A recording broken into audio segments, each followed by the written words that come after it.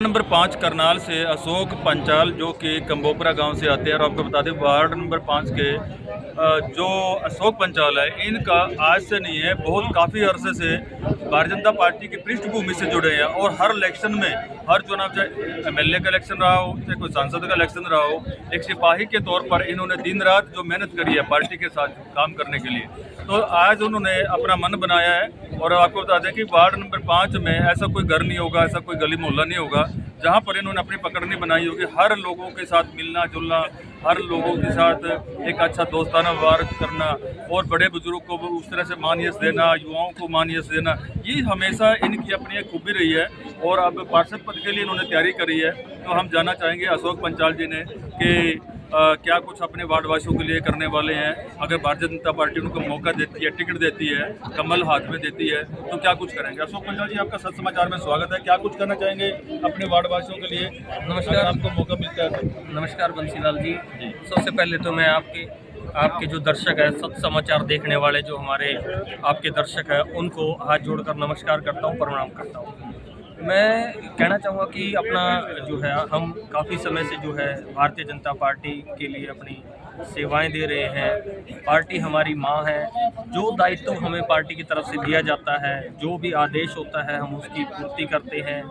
और जो भी हमें समय समय पर कार्यक्रम करने के लिए कहे जाते हैं, हम अपने गांव निवासियों को, अपने बड़े बुजुर्गों को साथ लेकर वो कार्य कर रहे हैं, अपना दायित्व निभा रहे हैं।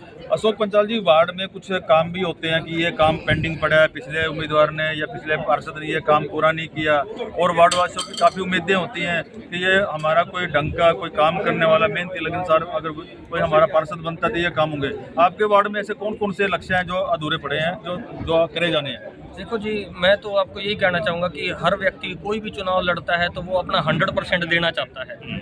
कोई भी अपने वार्ड को पीछे नहीं छोड़ना चाहता। परंतु कुछ लोग थोड़ा सा आगे बढ़ के काम करा देते हैं। जैसे कि मैं अपने गांव की अगर मैं बात करता हूं, जहां से मैं आता हूं, हमारे यहाँ पे अभी वृद्ध आश्रम का कार्य चल रहा है। ठीक है जी, उसमें जो भागा दौड़ी कर रहे हैं हम नगर निगम से के अधिकारियों से मिलना, अगर उसमें कुछ त्रुटियां हैं उसको ठीक करवाना। अभी हमारे गांव में जो है हमारा गांव लगभग 15 साल 10 साल से जो है नगर निगम में है, परंतु अभी तक कोई पार्क नहीं बना है। अभी 2,76,00,000 रुपए से जो हमारा पार्क पास हो चुका है। गांव की गलियों का काम भी अभी शुरू हो चुका है।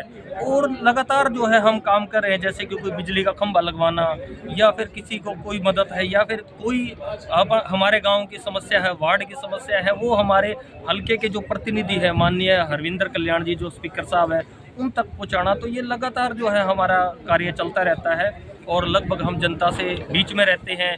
महिलाओं का कोई कार्य है, कोई सम्मान समारोह है, इसमें हम जुड़े रहते हैं, इसमें कार्य करते हैं। वार्ड नंबर 5 में कौन कौन सी कॉलोनी आती है? वार्ड नंबर 5 में हमारा मधुबन कॉम्प्लेक्स आता है जी, अशोक विहार कॉलोनी आती है, हमारा गांव कंबोपुरा आता है, उसके साथ में अंसल टाउन आता है, उसके साथ में आपकी भोपी वाली गावड़ी जो है वो आती है, साथ में आपका जो है कटाबाग आता है, और आपका सूरजनगर का ये सराउंडिंग का एरिया जो है ये वार्ड नंबर 5 में आता है जी।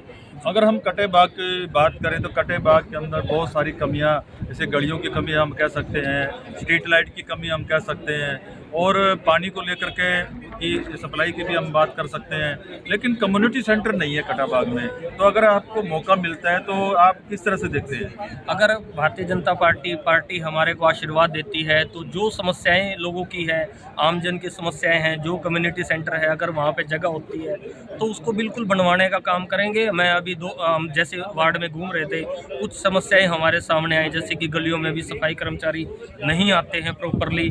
तो हमने हमारे जो ज़िले के अध्यक्ष है और हमारे जो विधायक जी हैं जगमोहन जी, उनको बोलकर उनसे प्रार्थना करके वहाँ पे सफाई का कार्य करवाया। कुछ लोगों की समस्याएं थी कि बिजली के खंभे नहीं हैं, तो वो बिजली के खंभे भी लगवा दिए। विदिन 7 दिन में जो है ये कार्य हुआ है। अभी मैं विकास कॉलोनी में गया था, उनकी भी समस्याएं जो बिजली से रिलेटेड थी, बिजली से संबंधित थी, वहाँ पे भी उनको बिजली के खंभों की जरूरत थी। वहाँ पे वो हमने लगवाने का भी एप्लीकेशन हमने दी हुई है, उसके माध्यम से वो काम हो गया।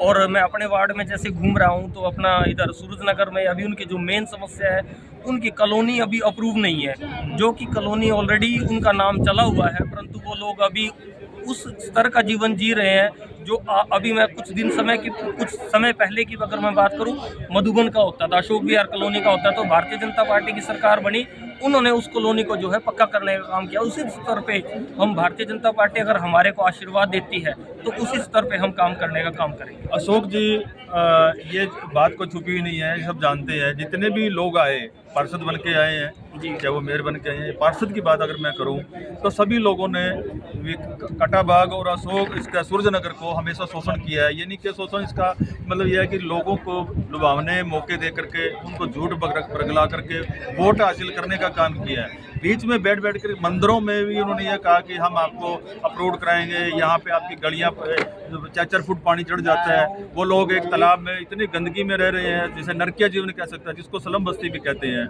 आपको अगर मौका मिलता है तो सबसे पहले अप्रूव की बात आती है, तो कितना कुछ लोगों को, वार्ड वासियों के लिए क्या कुछ अपील करना चाहेंगे और क्या कुछ वादा करेंगे आप? देखो जी, मैं आपको एक चीज़ बता देता हूँ, भारतीय जनता पार्टी की सरकार जो है वो आमजन की सरकार है। और अब अभी हमारी जो सरकार को बने लगभग 3 महीने हुए हैं, तो 100 दिन के कार्यकाल में आप देख सकते हैं कि माननीय मुख्यमंत्री श्री नायब सैनिक जी के कार्यकाल में बहुत अच्छे काम हो रहे हैं।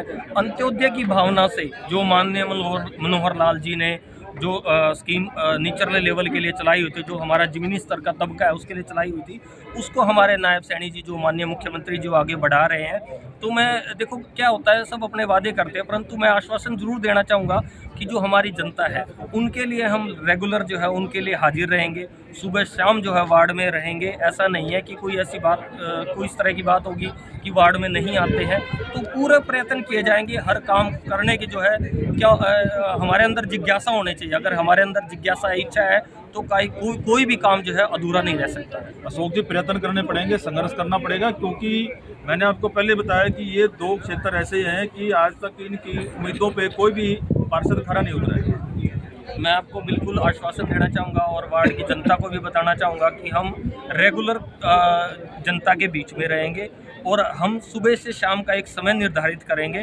उसके बेस पे हम वहाँ पे जनता को मिलेंगे और उनके काम कराने के 100% अपना देंगे और उनको जो पिछले समय में कार्य नहीं हुए ना, उनको कराने की पूरी कोशिश करेंगे और पूरा आश्वासन हम उनको देते हैं। वार्ड नंबर 5 को क्या कुछ अपील करना चाहेंगे आप? वार्ड नंबर 5 के निवासियों को मैं अपील करना चाहूँगा कि भारतीय जनता पार्टी जिसको भी कमल का निशान देकर भेजती है, आप अपने बढ़ चढ़कर जो है फूल के निशान पर अपना बटन दबाएंगे और भारतीय जनता पार्टी के कमल के निशान को खिलाएंगे। हमारे साथ जुड़े